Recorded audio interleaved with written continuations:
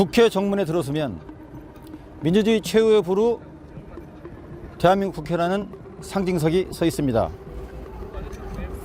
대한민국 국민이라면 시커먼 하늘에 눈발이 휘날리던 작년 12월 3일 그 밤을 잊지 못할 것입니다. 그로부터 벌써 1년, 윤석열 일당이 저지른 내란 정국은 이른바 윤 어게인이라는 구호와 함께 법정과 국회 그리고 거리에서 여전히 진행 중입니다. 드림투데이가 인터뷰 특집으로 그 1년 전의 아픈 기억들을 소환하며 대한민국 정치의 새로운 역사 발전을 모색합니다.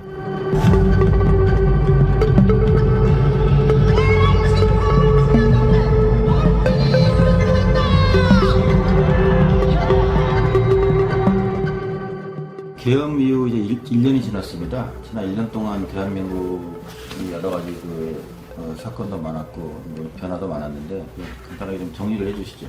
헌정 질서와 민주주의에 대한 회복, 복구가 시작됐다. 그리고 그 내란의 상처를 치유해가는 과정이다. 아직 내란은 끝나지 않았다. 뭐 그런 정도로 정리를 할 수 있을 겁니다. 그러니까 이 과정에서 사실은 쿠데타 세력, 내란 세력이 누구였는가 적나라하게 드러난 거죠. 정치검찰을 핵심으로 하는 집권 세력이었는데 당시에 이들이 대체 무슨 짓을 하고 그동안 정치와 권력에 대해서 어떤 태도를 갖고 있었고 이런 게 지금 다 드러나고 있죠. 이 과정을 통해서 저는 대한민국 사회가, 대한민국 정치가, 대한민국의 헌정 질서가 한 단계 성장하는, 성숙하는 그런 그 시간을 지금 치열하게 지금 맞이하고 있다고 봐요. 그러니까 이재명 대통령 표현을 빌자면 정치는 정치인이 하는 것 같지만 결국 국민이 합니다 했던 것의 핵심이 뭐냐면 국민주권, 저로 표현하면 주권자 시민들의 온전한 주권을 승인하는 거거든요. 그것을 모두가 합의하고 승인하는 거거든요. 근데 그동안 이것을 일부 세력들이 무참하게 짓밟아왔고 그게 심지어는 쿠데타로까지 나타났단 말이에요. 친일 쿠데타로까지 나타났는데 이것을 지금 다시 정립해서 우리 사회가 어디로 가야 할지에 대한 굉장한 고민의 시간, 회복의 시간, 치유의 시간을 지금 겪고 있다고 봅니다. 어디에서 어떻게 계엄 소식을 들으셨나요? 한 10시 반쯤 됐을까? 조금 지난 시간인데 제 딸아이가 갑자기 이걸 보고 아빠 비상계엄이라는데 이래서 에이 장난치지 마 임마 그거 페이크 뉴스 거야 그랬죠.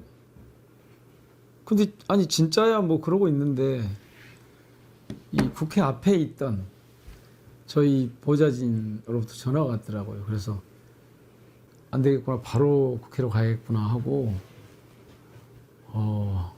옷을 정장으로 차려입고 내가 그래도 광주 의원이니까 또 그동안 그에 관한 취재와 이야기와 그 80년 이후의 이 과정을 통해서 비상계엄이 어떤 건지 알고 있는 거여서 근데 비상계엄인데 왜 이렇게 조용해?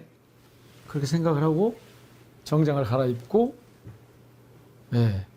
국회로 가려고 나왔죠. 나오면서 이렇게 문을 열어봤는데 아무도 없는 거예요. 제가 하는 비상계엄은 틀림없이 예비검색을 할 거고 저도 그 대상에 됐을 것 같은데 아무도 없는 거예요. 그래서 이상하네? 그러고 나왔는데 건물 밖으로 나와서 아무도 없는 거예요. 그렇게 그냥 저는 아주 비현실적인 그런 소식으로 들은 거죠. 왜냐하면 그런 얘기가 그전부터 계속 있긴 했지만 진짜로 대한민국 21세기 오늘 비상계엄을 한다고? 친일 쿠데타를 한다고? 이런 생각이 들어서 굉장히 비현실적으로 받아들이고 있었어요. 그럼 국회에 들어오는 과정과 계엄 해제 표결 순간을 좀 자세히 설명해 주시겠습니까? 국회로 급히 왔죠. 와보니까 정문은 이제 경찰들이 막고 있고 그때 저희들이 이제 이미 이 텔레그램 톡방에서 방에서 이제 의견을 나누기 시작했어요. 저는 거기다 뭐 특별한 의견을 쓰진 않았는데 어디로 가야 되느냐 이 정도만 확인을 하고 국회 본회의장에서 보자 이렇게 이제 정리가 돼서 왔죠. 왔더니 여기는 정말 비상계엄인 것 같은 느낌이 드는 거예요. 그리고 나서 경찰들이 있으니까 그쪽으로 들어올 수는 없고 다들 이제 담을 넘는 수밖에 없다 이렇게 이제 얘기가 돌아서 저도 가로등이 좀 흐릿하고 경찰들이 서 있지 않는 곳을 찾았죠. 찾아서 뛰어내렸는데 예전 같지 않더라고요. 엉덩방아를 세게 찍고 더더구나 이제 정장을 하고 있었으니까 계엄이 그러니까 처음에는 비현실적이었다가 이게 현실이라고 하는 걸 알면서 어떤 긴장감이 상당히 컸는데 이제 계엄을 해제할 수 있겠다는 방향으로 이 의지로 바뀌는 과정.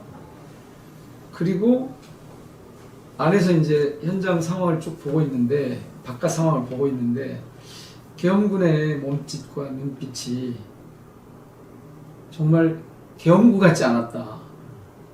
계엄군 같지 않았고 그것은 역사가 그리고 우리가 비상계엄을 통해서 얻었던 역사적인 어떤 힘, 사회적 힘 이런 것들이 그 군인들의 목덜미를 발목을 잡아서 행동을 계엄군처럼 하지 못하도록 하는 그래서 거기에 어떤 야만성이나 이 거칠고 직접적인 그런 것보다는 왠지 뭔가 태업을 하는 듯한 그런 느낌 그게 이제 제가 이 계엄 상황을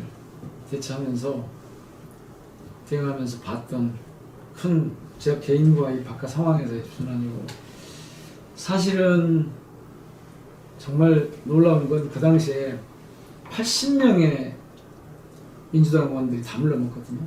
80명이 계엄을 해제시키기 위해서 민주당 의원들이 그 순간에 순식간에 모일 수 있었던 그 힘이 저는 좀 특별한 경험이었어요. 계엄 정부는 아직 현재 진행형인데요. 남은 과제는 무엇이라고? 그 유명한 얘기가 있잖아요. 어제의 범죄를 확실하게 벌하지 않는 것은 내일의 범죄에 용기를 주는 것과 똑같은 것이다. 그 프랑스의 이제 여러 혁명의 과정을 겪으면서 나온 얘기였고 2차 대전 끝나고 부역자들을 제대로 처리해야 된다고 하는 이런 과정에 나온 거고 그게 이제 프랑스의 공화국을 한 단계 이렇게 발전시키는 민주공화국을 발전시키는 그런 거였는데 딱 지금이 그런 거죠. 처벌하지 않는 쿠데타는 다시 반복될 수 있다. 그래서 지금은 그 내란 주동자와 공모 세력이 도대체 국민들을 향해서 시민들에게 주권자들에게 무슨 짓을 했는지 어떤 험악한 짓을 했는지를 어떤 야만적인 행동을 했는지를 어떻게 민주공화국과 헌정질서를 파괴했는지를 철저하게 진상규명하고 벌해야 될 시간이죠. 징벌해야 될 시간이죠. 존경하는 주권자 시민 여러분, 정치는 정치인이 하는 것 같지만 결국 주권자 시민 여러분이 주체라는 사실을 우리는 지난 시간 동안 확인해 왔습니다. 앞으로 정치는 외면하거나 방치할 대상이 아니라 스스로 세워가야 할, 바로잡아가야 할, 스스로 주체가 되어야 할 그런 현장입니다. 일찍이 플라톤이 그랬습니다. 정치를 외면한 가장 혹독한 대가는 자신보다 저질스러운 사람의 지배를 받는 것이다. 우리는 실제로 그런 경험을 했습니다. 이미 대한민국에는 주권자 시민이 정치 주체인 상황, 그런 시간이 시작되었습니다. 이제 정치인들이 가자고 하는 쪽으로 그냥 따라오시는 게 아니라 이미 시민 여러분께서, 주권자 여러분께서 가고자 하는 방향을 정치인들이 잘 뒷받침하는 상황으로 바뀌었습니다. 이 새로운 흐름을 잘 유지 발전시킬 수 있도록 시민 여러분과 함께 하겠습니다. 그 방향으로 함께 걸으십시다.